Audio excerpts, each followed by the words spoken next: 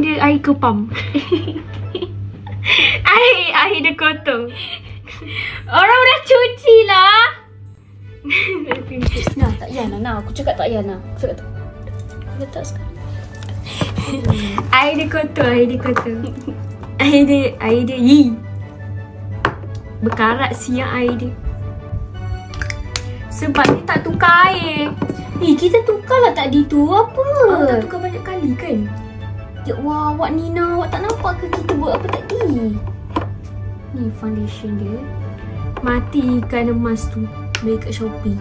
Pinjam-pinjam je. Tak boleh tengok.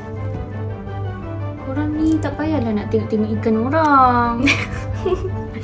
Tak ada ikan sendiri ke kat rumah? Lah situ. Anak situ. Aku nak tunjuk kolam aku lah. Aku tak kau. Ya ni dia apa dia korean dia. Korang tengok ikan. Tak payah. Tengok ikan saya je. Kalau kita tunjuk kita berdosa. Tak ada. Aku tak percaya cakap kau. Nah, aku dah munafik. Nah, aku dah main sumpah. Aku Ni live siapa? Nah, kembar saya kalau dia marah macam ni. Yang itu saya dah faham. Dah. Sudah. Nah, kalau aku tunjuk ikan awak, aku berdosa besar. Kau nak jerit-jerit nah.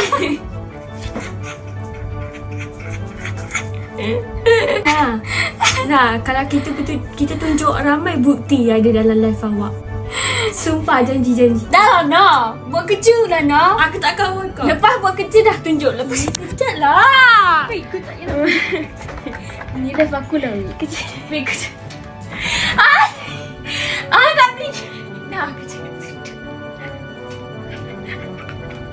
Nah, aku cakap dia main-main tu nak. Nah, aku tak tunjuk kau lah.